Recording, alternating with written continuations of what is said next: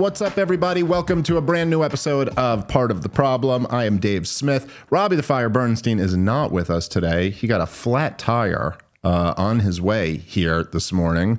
And so, yeah, he was not going to be able to make it, or he's a liar. I mean, those are the two options. I wasn't there. I don't know for sure, but I don't think he's lying. Robin Joy's doing the show from what I gather. But we will have a show for you nonetheless. Do not forget, guys, the day after tomorrow, me and Robbie the Fire Bernstein are headed to Chicago. Thursday night, we got a stand-up show at Zany's in Chicago, which is like, I cannot stress how much it's just like, it's debatably my favorite comedy club ever. It's just a great club. It's downtown in Chicago, which is a great city still, kind of. Was a great city. I don't know. I love doing comedy in Chicago. And it's like just this old, I don't know, it just feels like you walk into the 1980s. Like it's just like if these walls could talk, they would tell of criminal stories of comedians doing things in the 80s. And I love that type of club. And then Friday and Saturday. Oh, we also have a live Part of the Problem podcast at Zany's on the Late Show Thursday. And then Friday, 2 shows, Saturday, 2 shows at the Zany's in Rosemont, which is just outside of Chicago. It's also a beautiful club. And I love performing there. So come on out to Chicago this weekend, comicdavesmith.com. There are still some tickets available, but they're moving fast. So go grab them now. Okay. So for today's episode, I kind of switched up what I had in mind for this when Rob got his flat tire and I realized I was going to be doing the show solo. I actually thought, instead we'll get back to covering the news. There is a lot of interesting stuff going on. We'll get back into that tomorrow. But for today, I thought maybe it would make sense to spend an episode on this more theoretical topic, but it is something that it really gets right to the core of why I view things the way I do. Obviously, I'm still in this moment right now where there's a lot of, attention on this debate that I did with Douglas Murray the other day. This was something that I had mentioned in the debate, and then it generated some outrage, and there were some people who took issue with it. So I just kind of wanted to do an episode explaining more or less like my feelings about war and really the nature of government. And this is very foundational to my, strain of libertarianism. And I think really it is the foundational insight of Rothbardian libertarianism is essentially that, and by the way, I'm sorry, I should mention this. We did talk about this for a few minutes at the opening of yesterday's show, and I did, I did a Pierce Morgan episode yesterday that will be out today at 3 p.m. Eastern. For you guys watching live, for you guys who are subscribed at partoftheproblem.com, you're watching it. That should be out in a couple hours. For the rest of you guys, if you're watching it over on YouTube or stuff, I guess earlier today, this episode was released. But so I got into, an argument with this military expert about the morality of war. And I was arguing the morality of war. He was arguing the legality of war, and was kind of, you guys tell me, go watch the episode. But I thought just like he seemed unable to grapple with what I was saying. And here it is, the best I can put it. This is the Rothbardian insight, okay? It is essentially that the moral characteristic of a government action is no different than the moral characteristic of an individual's action or a group of individuals' actions. So in other words, if, the government can call it taxation, but if anyone else did it, you would consider it theft. The government can call it civilian casualties, but if anyone else did it, you'd consider it murder. The government can call it, detainment, but if anyone else did it, you'd consider it kidnapping. And essentially, this is all a fiction. It's all a fiction down to, as Frederick Bastiat said, right? The government is the great fiction by which we all attempt to live at each other's expenses. The fundamental insight is that governments do not exist. There's no such thing. Now, I don't mean to say that they don't exist in any sense, but they're a social construct. They're not real. Like there isn't real. These are titles that human beings make up. They're like sheriff and prisoner are not real objective things. They're titles that human beings have made up and then given to other human beings. There is no such thing as the state. There is no such thing as the government. There are buildings, there are people, there are things that we call those people, but this is not, and in the same sense that like the number 4 doesn't exist. Like there could be 4 things, but the number 4 is something that human beings came up with to help us understand the world. Okay, well, the government is something that human beings came up with.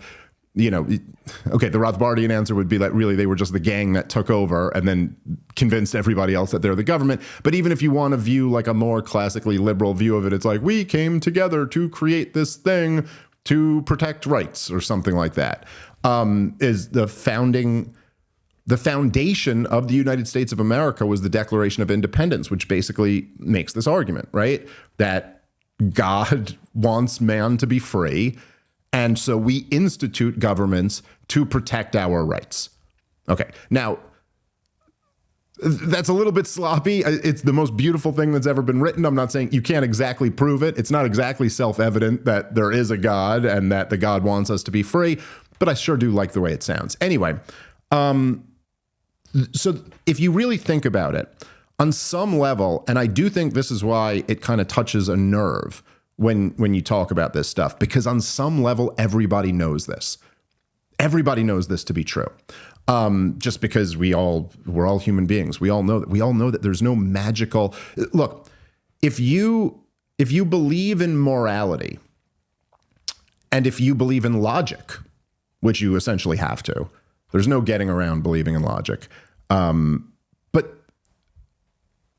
like inherently, by their very nature, if you believe in morality and you accept logic, logic and morality cannot be altered by social constructs, right? Like there's just no way you can't, there's nothing that we could decide. Like if you, let's say like basic logic, right? Like the law of non-contradiction, okay? So if I were to say to you, I do not exist, what's the problem with that statement? Well, it's a self-detonating statement. It's a contradiction. You said the word I, and then you claim you didn't exist. You acknowledged what you were, and then it said you didn't exist. So that assertion falls apart because it's logically incoherent.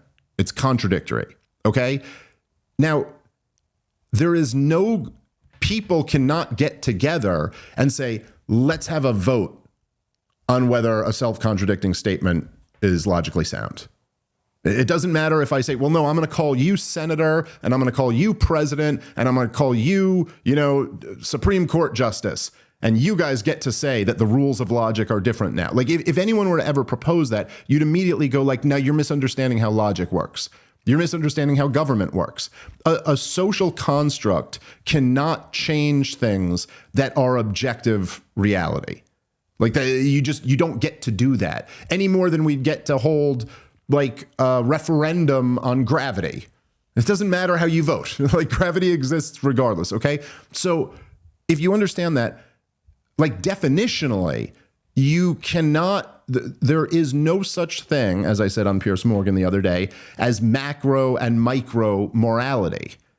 You can't say like it would be immoral to do it here, but it's moral to do it there, any more than you could say like, raping someone or murdering someone is immoral in North America, but it's morally accepted in sub-Saharan Africa. Like that just doesn't make any sense. It's a contradiction. These things are, if you believe in morality, then by its very nature, it has to transcend all of these things, right? And particularly if you're a religious person who believes in morality, then like if God is judging us based on what we do morally, it doesn't make any sense that God would go, unless you guys get together and form an organization, and then it's totally different. And obviously, I think this has something to do with the kind of the religion of statism, which is just, there's really no other way to describe it. You know, I'm going back to my libertarian roots on this one, but that really is it. I mean, if any other organization were to get together, you know, if Walmart was just like, well, we can murder people. Like because we're Walmart. Obviously, you can't do it, but we can do it because we're Walmart. I mean, we're this great big company.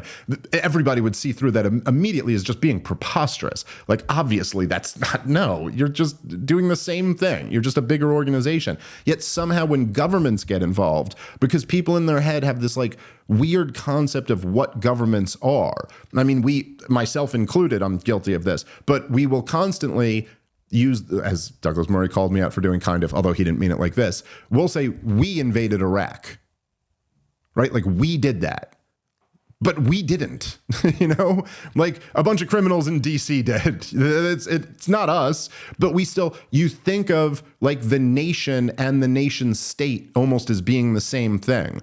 That's us. That's America. But when we're talking about the government, we're not talking about America. We're not talking about the hills or the roads or the people or the tradition or the culture or any of that. Typically, you're talking about the most corrupt members of our society who hold political power. And so with that kind of in mind as the backdrop, what I had said on Joe Rogan's podcast, and by the way, people who listen to the show know I've been saying this stuff for years. It's just I happen to say it on a big platform and a big debate. But it was specifically arguing with Douglas Murray over the term intentional, because he said Israel is unintentionally killing civilians. And I was like, no, that's bullshit. And in the same sense that if you know, the example I use, which I've used many times before, but if if somebody broke into your property and killed a few of your family members and then went back to their house and you tracked them back to their house and then you just blew up the building and you went, hey, no, we didn't mean to kill all those other people in the building. I mean, we knew they were there. We knew they would die as a result of us blowing up this building, but we just wanted to get that bad guy. The others were like collateral damage. Well, like in any domestic situation, obviously, that you'd be charged with first-degree murder, but I'm not making an appeal to the law. I'm saying that morally speaking, as human beings, we would all go, no, that is intentional. You don't get to just say it's not intentional. If you knew there were women and children who were going to die as a result of this and you did it anyway, then you did it intentionally. Okay, so the essence of the point is that the concept of intentionality doesn't change because a government's doing it and because it's being done in another country. Now, if you want to attempt to justify the policy, okay. But you don't get to say that the laws of logic and the laws of morals don't apply anymore. And so when I'm debating these guys, or when I was debating this guy on Piers Morgan yesterday, he just kept responding to this with, but you don't understand international law. You don't understand the laws of war. You don't understand. And it's like, no. You don't understand my point. These things are all social constructs. And fine, there might be some benefit to some and there might be some flaws in them, but that has nothing to do with the point that I'm making. This is a fundamental reality. It's not a subjective opinion. This isn't how I view things. This is just objectively the truth. And okay, so I think what ends up happening with this is that people, the implications of this are like kind of devastating. And I find this, it's a similar thing with peaceful parenting. I've noticed that before. Like when you talk about peaceful parenting, which I'm a big believer in, I think it's just wrong to hit kids. Okay. Now you can very easily make the argument. It's overwhelming. It's so obvious that like it's wrong to hit kids. I mean, it's literally, it's insane that like everybody accepts that it's immoral to hit women, for men to hit women.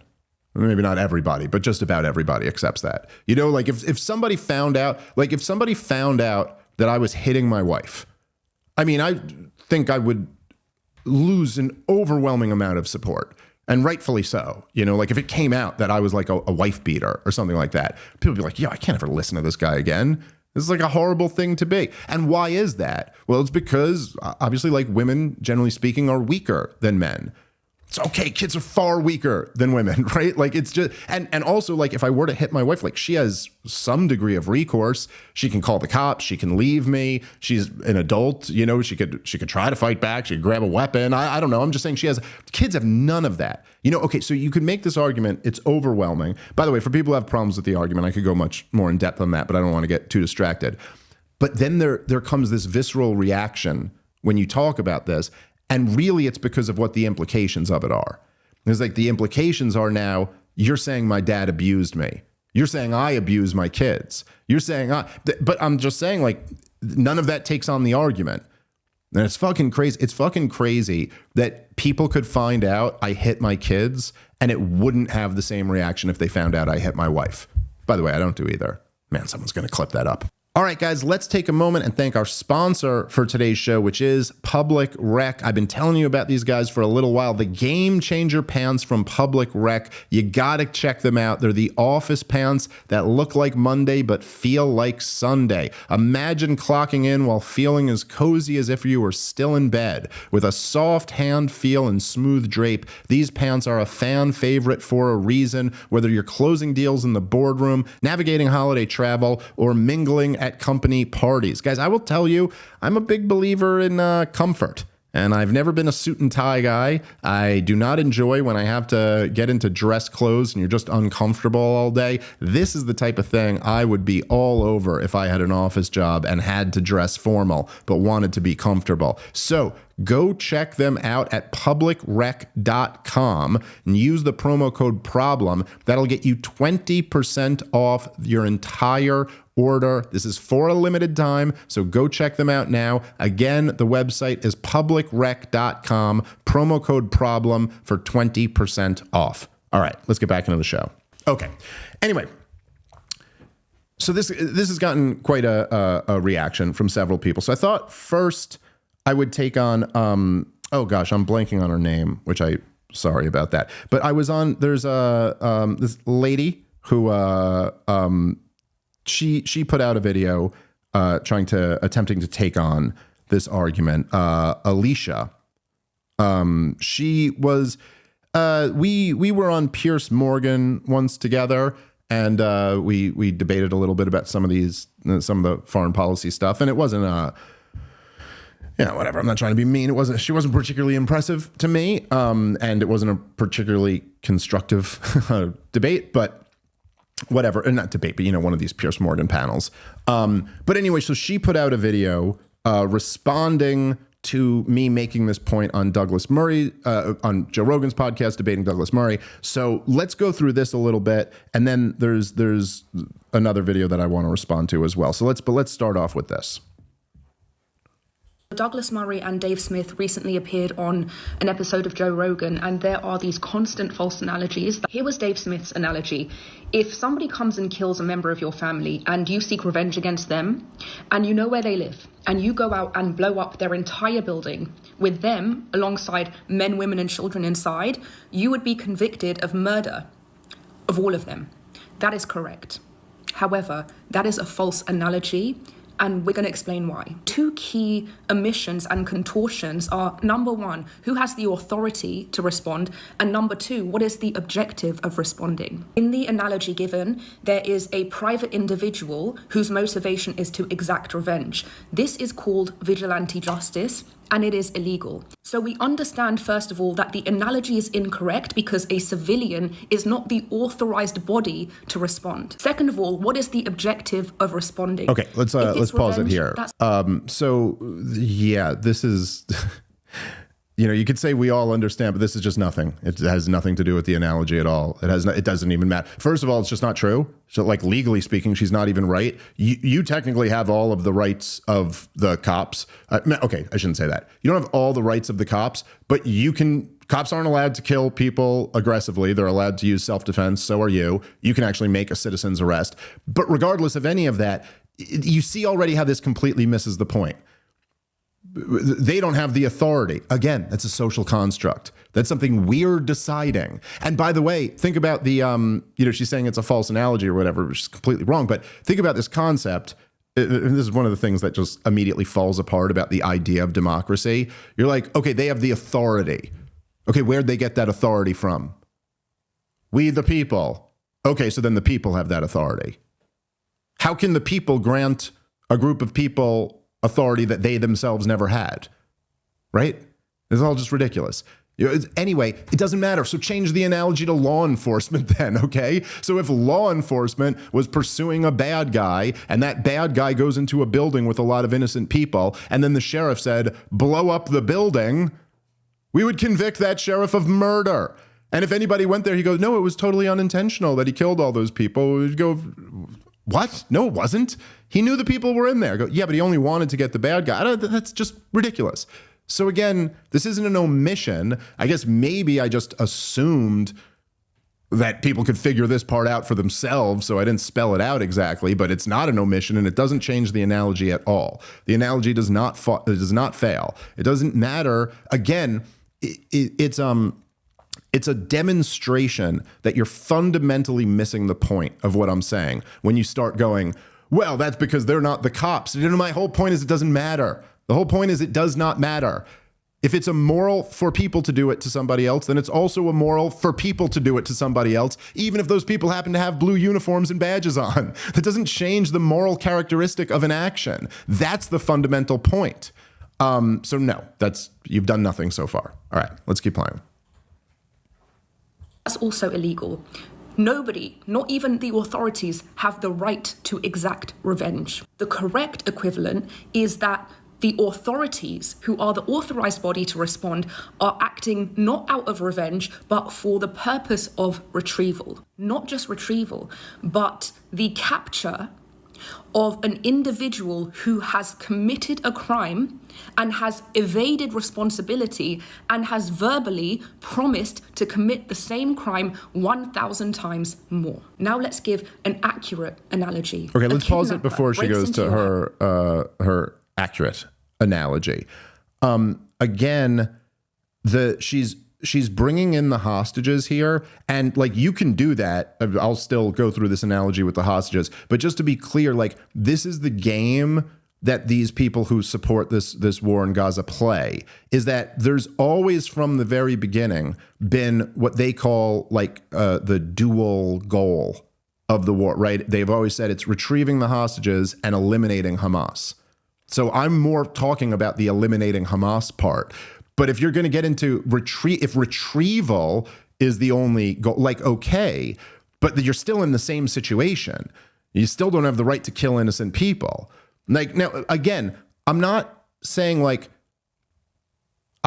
claiming that there's no scenario where all things being considered, reasonable people might support a policy where innocent people die. I'm making the point that you can't claim it's not intentional. The concept of intentionality does not magically transform. Now, if you were trying to retrieve someone, let's say, again, make it a domestic comparison. So the cops are dealing with a what's the word I'm looking, a hostage situation. Okay. Well, first of all, what the cops do in that situation is they call in what's known as a negotiator. And you negotiate with the person who's taking the hostages. Now, if a sniper can get a clean shot, meaning we have reasonably high suspicion that nobody else will be hurt in this, then that's one thing. But if somebody were to come in, let's say they kidnap one of your kids and they go hold them up somewhere, and the sniper says, I have a shot, it'll kill 3 other kids, but we could kill the guy and then retrieve the kid, they'd be like, no. Because you can't kill 3 kids to save 1 kid, because when it's domestically, we view all human life as equal. It's not the case with Israel-Palestine. But then I would just make the other point is that because she brings in that they've threatened to do it 1,000 times over, which certainly is true. Hamas has made some threats about, there's several, or at least 3 high-level Hamas people who I've heard say that they're going to do as many October 7th as possible. But this is kind of a distraction from the point. It doesn't... Threats, when you're talking about what you're allowed to do based off threats, a huge element of that is how credible the threat is. So if I'm walking down the street, if a crazy random person puts a gun to my head and says, I'm going to fucking kill you, and I can get to a gun quick enough, I have the right to kill that person. That is self-defense. If I'm walking down the street and a homeless schizophrenic person mutters to themselves, I'm going to fucking kill you, and then I pull out a gun and shoot them in the head, I'm guilty of murder. Like, that was not self-defense. And similarly, the question doesn't just become what is Hamas threatened, it's more like, and is this actually achievable? You know, like, for example, our political leadership has threatened Iran up and down. I mean, Donald Trump himself, John McCain, when he was running for president, said, if you remember famously, what's that Beatles song? Bomb, bomb, bomb, bomb, bomb Iran. Like, he thought it was a joke. That we threaten Iran constantly. Now, if Iran were, which they do have the capability to do, were to like blow, you know, send a missile to one of our bases in the region and kill a whole bunch of our soldiers, they couldn't go, well, yeah, you guys threatened us, so we had a right to respond. Not everybody here, including you, Iranian lady, would be like, no, that was an act of aggression. So it's just a little beside the point. But anyway, it has nothing to do with the analogy anyway. All right, so let's go to her better analogy. Analogy. A kidnapper breaks into your house and steals your child. You don't go after the kidnapper, you call the authorities. Law enforcement then pursues that kidnapper. But what that kidnapper does is he goes and hides himself in a school playground. He buries himself amongst a bunch of children, and he's got that child in his arms. In this scenario, law enforcement has the right to act. They don't have carte blanche, but they have the right to act. And not only do they have the right, they must act. Because failure to act is immorality. Failure to act leads to the potential death of that child. This is a non-negotiable. To claim otherwise is immorality itself. A response is a moral obligation. Okay, So let's now, pause it right if there. She's again, going back and forth between the law and morality here. I am not making an appeal to the law. But again, the law is a social construct. Morality is not. They're very different. Slavery was the law of the land. You know, I don't know if the Holocaust was technically the law, but certainly Adolf Hitler changed the laws to be able to disarm the Jewish people and seize their businesses and put them in concentration camps. You know, the law, when we're talking about what's right and wrong, the law doesn't matter.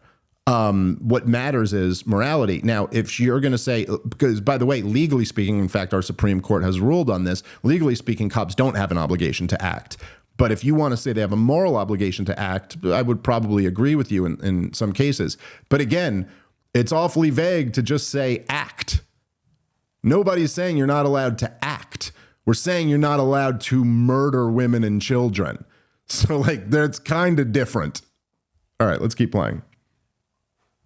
Law enforcement officer shoots at the kidnapper. And as a result of that, the children around the kidnapper die. Who do you think bears the legal, moral, and factual responsibility? Okay, so just for pause those it children's again. death? Yes, nobody is arguing. In my scenario, if the sniper goes, I have a clean shot at his head, he shoots him, takes him out, but then the bullet also hits a kid accidentally. Yeah, nobody's claiming, yeah, the moral responsibility of that would be on the person who took them hostage. It was a mistake, certainly, to take that shot, but he didn't realize it was a mistake. However, if they level the building, then they are guilty of murder. And I'm not even talking about the law. The law would be on my side on this. I'm saying, morally speaking, you intentionally killed these innocent people. Take a look at Gaza. Which one do you think that is? Do you think it was a sniper who missed and hit a kid? No, they leveled the whole goddamn. Israel embarked on a policy that they knew with 100% certainty would result in women and children being slaughtered. That's intentional. It doesn't matter how much you try to dress up this analogy. Okay, there were hostages. Yes, okay. Absolutely. Does Israel have a right to try to retrieve those hostages? Do they have a moral obligation to try to retrieve those hostages? Sure. That's beside the point. It's not what I'm talking about. All right, let's keep playing. I'm not going to make you guess. It's very simple. The kidnapper, in all cases. Let's talk about why. Because the kidnapper set off a chain of events that made it so that the law enforcement officer had to respond. And that response led to the deaths of children. That kidnapper is the but-for cause of those deaths. Okay, let's pause it here for a second, because this is just, I mean, this logic is ridiculous. And she's, as I've seen a couple, I guess she's a lawyer. I've seen a couple of these lawyers who try to defend these policies just abuse the but-for clause, which is like not at all what it means. Like the but-for clause is like something that they'll use in court cases to kind of like establish, like it's limited in scope, right? So like if you're drunk driving and you hit somebody and they go, but for you being drunk, you wouldn't have hit this person, then okay, we can establish responsibility. But this is just totally abusing it. Like you set off a chain of events, therefore responsibility goes out the window. Like if again, in the example, which is much closer to what we're talking about here, which is law enforcement blows up the building and kills a bunch of innocent civilians, they can't go, but for this guy taking someone hostage, I wouldn't have done it. Even if that's true, they'd still be guilty. It doesn't matter. You can't say, oh, you set off a chain of events, therefore, as she just admitted, you don't have carte blanche, so then your entire argument here falls apart. That's not the case. It's not the case that just because someone set off a chain of events, therefore nobody else has any responsibility for how they act. And again, if you really were to take this to its ultimate logical conclusion, right, then it would be carte blanche. Israel could do anything they wanted to Gaza, right? I mean, they could round up the population and just shoot everybody in the head. They could drop nukes on Gaza and say, hey, they set off a chain of events. And we all know on some level that this is complete horseshit. All right, let's keep playing. Knowingly and intentionally buried himself among innocent children in order to evade capture. It is that is immoral. It is that is repugnant. And it is that caused the death of the children. I'm not saying this as a matter of opinion. Let me reiterate, that is factually, morally, and legally the case. The next question then is, would the law enforcement officer face any responsibility? Yes, that is also possibly the case in the instance that their actions were negligent.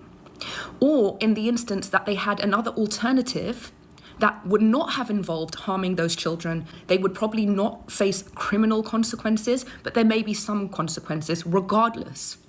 Okay, let's pause it again. No, they'd face criminal consequences. I mean, again, I'm not making an appeal to the law. I'm making an appeal to morality and logic. But if you're asking me if the cops blew up a building, like not in your bullshit scenario, but in the scenario of what Israel's actually doing here, yeah, no, they'd go to jail for life without parole or get the death penalty because it's premeditated murder. Intentionally killing innocent civilians is premeditated murder. And intentionally killing innocent civilians when you do it in a uniform is still the same thing. All right, let's keep playing. Listen to me good. There is no scenario where that kidnapper is not 100% morally, legally, and factually responsible for those deaths. Now, let's make the analogy to the war in Gaza. Okay, let's just pause it for a second. I mean, she's just completely wrong about this. Like, completely wrong. Like, no, it's not the case. It's not the case that if somebody takes hostages, that now they are 100% morally responsible for whatever the response is to that. That's just not true. And again, in the example, if the cops leveled the building and killed all those people, nobody would accept that, oh, sorry, we're not responsible because somebody kidnapped a child. Therefore, we could kill a whole bunch more children. Nobody would accept that domestically. And it's shocking that she would even attempt to make that argument and then state it as a factual certainty. You're absolutely wrong. No one would accept it. It would be horrifically immoral. The cops would be 100% morally responsible for their response. And also in any civilized country, they'd go to jail for the rest of their lives or be put to death for murder in the first degree. All right, let's keep playing. Hamas broke into Israel on October 7th, not just slaughtered 1,200 people, but kidnapped hundreds more, and then went back to Gaza. That triggered the right of Israel to retrieve those hostages, not to exact revenge, but to retrieve. Secondly, when Hamas said, we promise to do this 1,000 times more, That triggered the right of Israel to prevent that 1,000 times more by dismantling the group that made such a promise. Okay, let's just pause it here again. Again, this is just batting down straw men, which seems to be a really common theme amongst people who are supporting this war. Nobody I've ever heard, and I've heard some pretty fringe radical views on this stuff. I've never heard anybody say that Israel doesn't have a right to retrieve their hostages and doesn't have a right to take out Hamas. Never heard anyone say that.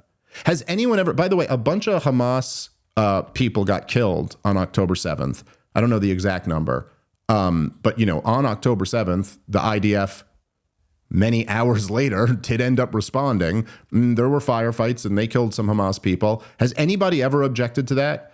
Has anybody ever claimed that they didn't have a right to kill the perpetrators of October 7th? I certainly haven't heard anyone say that. And that's certainly not what I'm saying if you're doing a video responding to me. So why we're talking about killing the innocent women and children. We're not talking about retrieving your hostages or taking out Hamas militants.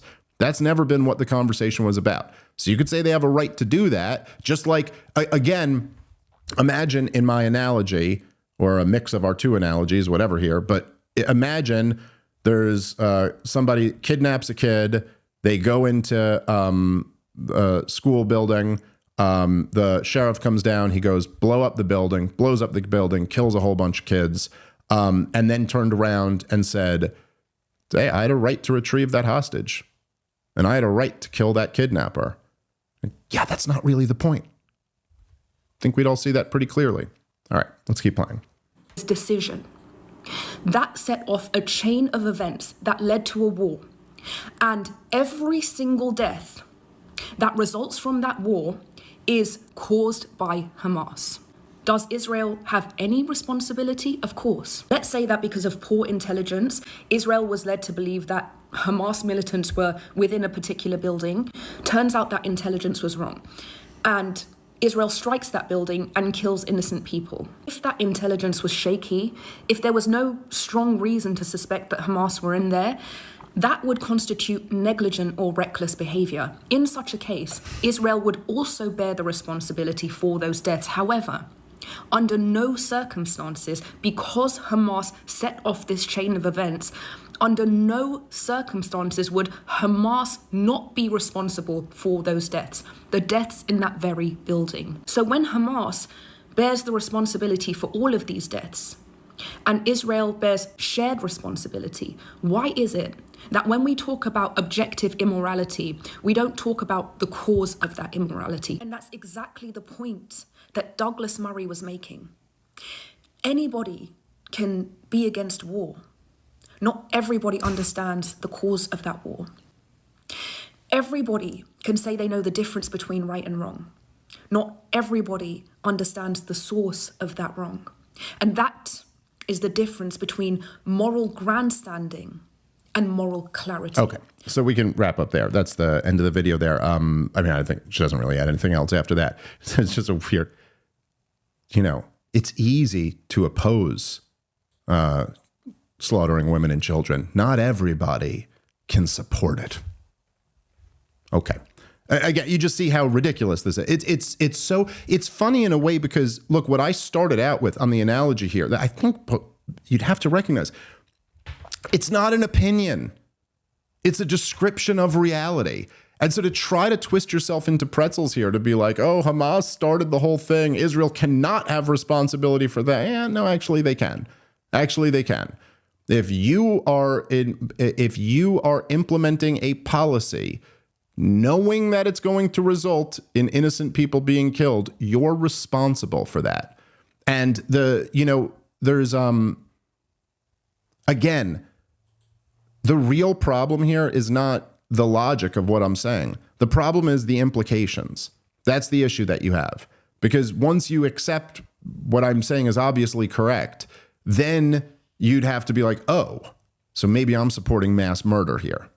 All right, guys, let's take a moment and thank our sponsor for today's show, which is Intera Skincare. Unlock the secret to youthful skin with Intera Skincare. It's a peptide revolution. In the quest for youthful, radiant skin, Intera Skincare unveils the secret ingredient, peptides. Their scientifically formulated products are infused with powerful peptides, which are the building blocks of skin's natural resilience. Peptides dive deep into your skin, stimulating collagen production, reducing wrinkles, and restoring firmness. Whether you're combating the early signs of aging or nurturing mature skin, Intera's peptide-rich formula caters to all skin types. Experience the transformational power of peptides. With Intera, you're not just nourishing your skin, you're unlocking its youthful potential. Join the peptide revolution. Embrace the future of skincare with Intera. Discover more at interaskincare.com/problem and use the promo code PROBLEM for 10% off your order. That's interaskincare.com/problem, promo code PROBLEM for 10% off. All right, let's get back into the show. Now, I did, as I said the other day on Piers Morgan, well, maybe I'll just forget that. I'll just go, we'll move on to the next video that I wanted, because this one was actually a little bit more interesting to me. I was kind of debating on whether I should even play that first video, but I just thought it would be kind of like a good, I wanted to get into this view, and I thought it would be good to have somebody disagreeing with me and kind of demonstrate how silly the trying to take this on is. But I did upset some of the military guys when I was saying this, and, somewhat understandably, because they, I'm sure they don't love the implication of what I'm saying here. It is obviously, it'd be pretty easy to take this, then go like, oh, so you're just going to sit here from the sidelines and say we're all a bunch of mass murderers. And essentially, yes, but I like you guys. So let me try to square that circle for you if I can. Look, I know there's a lot of military guys who listen to the show. I've met a lot of military guys over the years, and I find that I like them a lot. I find them really interesting. I also think that I don't view you guys as guilty of mass murder. That is what war is.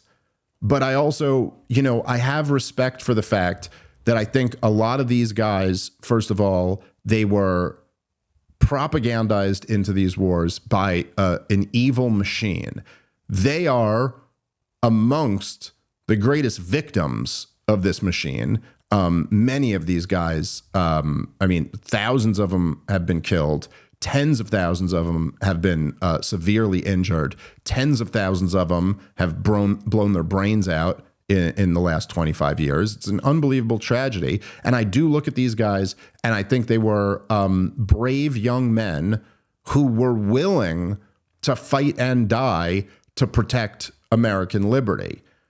Now, they didn't.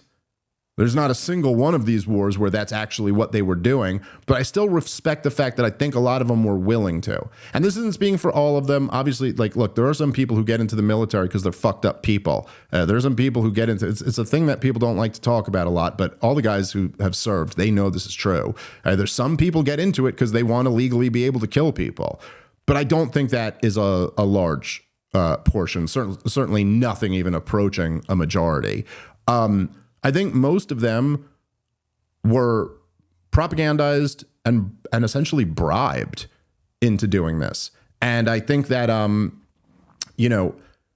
people, especially people like, even like where I live here, like I'm like an hour outside of New York City, but I grew up in New York City.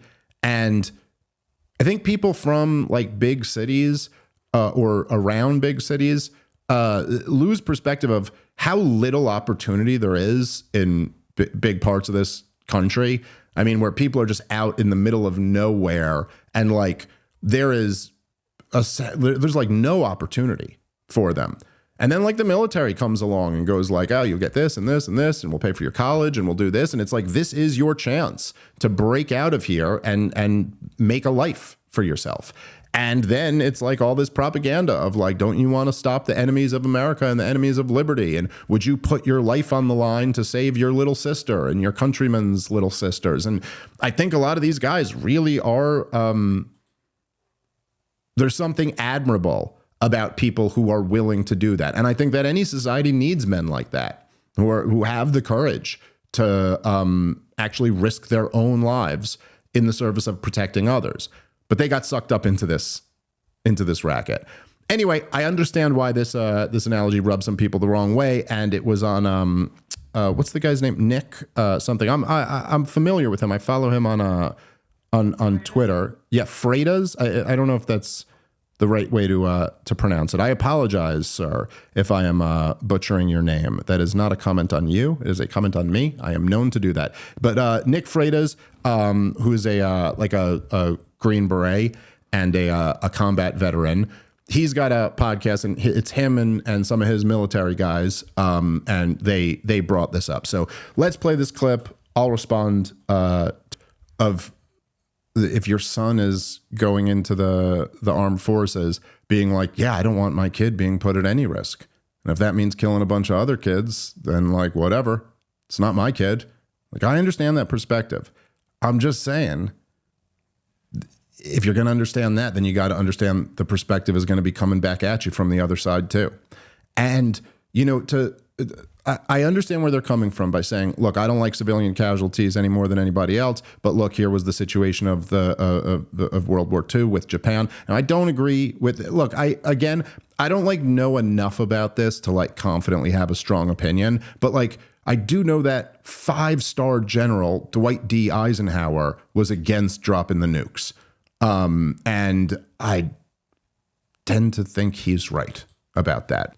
All right, guys, let's take a moment and thank our sponsor for today's show, which is Monetary Metals, an amazing company that's revolutionizing the precious metal space. If you are tired of paying storage fees and exorbitant premiums for physical gold, all while it just sits there collecting dust, there's a better way to do it with Monetary Metals. You can now earn up to 5% annually on your gold, paid in gold. For the last 8 years, Monetary Metals has been paying clients between 2 to 5% on their physical gold and silver holdings, all while enjoying free storage and insurance. Their team is full of passionate champions of liberty, combined with decades of investment and banking experience. Imagine your total gold and silver ounces grow every month as you receive your interest payment from Monetary Metals. Check them out right now at monetary-metals.com to learn more about putting your precious metals to work today. That's monetary-metals.com. All right, let's get back into the show. But regardless of that, again, this really isn't, see the thing, and I guess I said to Piers Morgan the other day, when he essentially asked me, I have to go back and watch it. Like, I don't remember exactly how he said it, but I think he essentially basically said, which is, it's interesting because nobody can really argue with my, like, the view that I laid out up top. I mean, this lady tried to, but it's ridiculous. And so they go, but like, so Pierce asked me something. He was almost like, but then when can you fight a war? Like, like, okay, so then like, do you have to be against all wars? Because like all wars involve innocent people being killed, and like, which again is almost kind of funny from my perspective, but it's like, yeah, it's almost like if you're like, I don't believe in hitting my kids, like, but how do you get them to shut up? It's like, yeah, you got to find other means now, don't you? But I'm not saying there's never a scenario where somebody could reasonably support a war. Now, obviously, the clearest cut is the American Revolution type war, where a foreign army invades. Yeah, you got a right to shoot back at that army, of course. But look, understanding that what I'm saying at the top of this is a factual statement. It's just objectively true that social constructs cannot redefine objective realities. They just can't. The social constructs cannot change logic. They can't change morality. Okay. This is really what it accomplishes once you recognize this universal truth.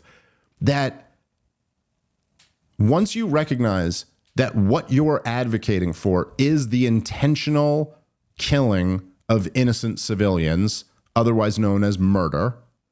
Well, once you're advocating for mass murder, then the overwhelming onus is on you. And what you can see here is these guys are almost, this is what's interesting about it, because everybody on some level knows that this is true. Everybody knows, like, it doesn't matter just because you're using big giant metal machines of death to drop explosives. That doesn't change the moral characteristic of the people who those bombs are being dropped on. But once you accept that, what it does is it shifts the conversation and it places the overwhelming onus on the person who's advocating for war. And I would just say to some of the military guys, I certainly understand where you would not like the way that my analogy sounds. You would not like the implications of my logic here. And I could certainly understand how you don't like the way it sounds coming out of my mouth. Like, who the fuck are you, dude? There's some skinny guy who's never served, and you're going to tell us that we're all a bunch of mass murderers or blah, whatever. I get that. But I would ask you to consider the fact that I am actually your greatest advocate. Like, what I'm saying is that the onus now is on anybody who is supporting a war to demonstrate that it was absolutely necessary. That's what the standard for supporting a war should be. Not we want to take out Hamas. Not what the civilian to combatant ratio is. Not whether, like, there's no other standard that matters. Not whether we brought democracy. Not whether the last guy was a brutal dictator. And all of these standards are ridiculous. There's only one standard that should matter for war, which is this absolutely necessary? Do we know to near certainty that more people will die as a result of us not doing this? Okay? That is the type of standard that you'd have to get into. And I think that really you guys are making that argument whether you realize it or not. You're saying, well, they weren't ever going to surrender and we would have had to invade and a lot more people were going to die if we invaded and therefore we had to do this thing. Now, even once you start arguing like that, and I don't agree, I don't think that's correct, but even once you start arguing like this, you're kind of conceding that, yes, that's the standard. That has to be the standard. The standard has to be that if you're advocating for the mass murder of women and children, that you absolutely have to do this, that there is no other option. You've exhausted every other option. Not like, oh, we were negotiating, we were in phase 1 and we got 30 hostages back, but then we started killing people and the talks fell apart and we didn't exactly love the negotiating terms, so we're back to slaughtering people. Like, no. You have to exhaust every other option. And if you really think about it, you guys, if that were the standard in Washington, D.C., then I'm just asking you guys, think about all your brothers, right? Every single military person that I've ever talked to, every single one of them, and I've talked to hundreds of them over the years, every single one of them always says the same thing, which is that once you get into combat, the only thing you're fighting for is your brothers. Like, whatever the mission was back home, whatever the justification for the war is, once you get in there, it's you and your guys. And then there's guys on the other side who are trying to kill you and your guys. And you're there to protect your buddy, and your buddy's there to protect you, right? And think about the guys who are the most fucked up from these wars. And think about the guys who are gone. Think about their family members who will never be whole again. All of this would have been avoided if my standard had been used in DC. And I would mention this as a point that I always like to bring up any chance that I get. But back when the terror wars were at their bloodiest, or closer to that period, so at the height of the fighting in Iraq and Afghanistan, or maybe with a few years after, but right around that time, in the 2008 presidential campaign and in the 2012 presidential campaign, which candidate got more money from active duty military than every other candidate combined? And it was Ron Paul.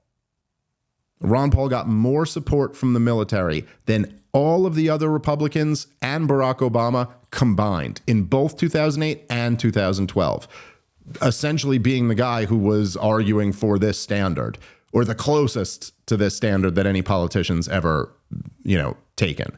So I would just say, while I understand that on first glance, this could sound like the most hostile position to take toward combat veterans or active duty military, I think it's actually the one that supports them the most. It's actually the one that would only send you guys to go kill people and potentially get killed if it were absolutely necessary. And I would just say, my opinion, but I would think, if you're going to judge me for being somebody who's never served, for advocating that we don't fight any of these wars, wouldn't it be like a whole lot worse for somebody who's never served to advocate for every single one of these wars? Because that's the Douglas Murrays of the world. For all his, you don't have expertise, you've never been there, you can't talk about it. He's sitting there trashing Darryl Cooper. Darryl Cooper served in the military. There's nothing that I find more appalling than the cowards, the chicken hawks, who lie America into war and then turn around and demonize the people who went and risked it all in those wars that they lied people into. So I would just say that those are your real enemies, not peace, love, and libertarians like myself. And then at the end of the day, this all really comes back to what I said up top. It's the ultimate Ben Shapiro, facts don't care about your feelings thing, right? That's just it. It really doesn't matter how any of us feel about any of this. This is, I've said before many times, this is the distinction between left-wingers and right-wingers often, is whether you can grapple with reality. Now, you might think it's a nice idea that we can change our gender, but you just can't. And you might think it's a nice idea that we could live in an egalitarian society, but you just can't. It doesn't exist. It's not the way nature is. And you might think it would be a nice idea, any of these things. It's just, there are reality. You might think it would be a nice idea if there were no average IQ differences between the races. Unfortunately, there are. It's just, this is the situation. This is reality. And in the same spirit of that, the concept of intentionality cannot be changed by a group of people voting it away. Logic cannot be democratically decided. Morals cannot be democratically decided or decided by a dictator or anything else. There are certain things that are outside the control of human beings. Same way we can't decide whether God exists or not. And I'm not saying whether you could prove he does exist or doesn't exist. I mean, I'm a believer, but whether God does or doesn't exist, we would all accept is something that it either is or it isn't. And we can't get together and choose. If God does exist, we can't vote him out. And if God doesn't exist, we can't vote him in. It doesn't matter if you're a government. It doesn't matter if you're a military or a janitor. The moral characteristic of your action is the same regardless. All right, that's the episode for today. Thank you guys very much for listening. ComicDaveSmith.com to come catch me on the road. Partoftheproblem.com if you want to become a supporting listener, watcher, supporting fan of the show. All right, catch you guys next time. Peace.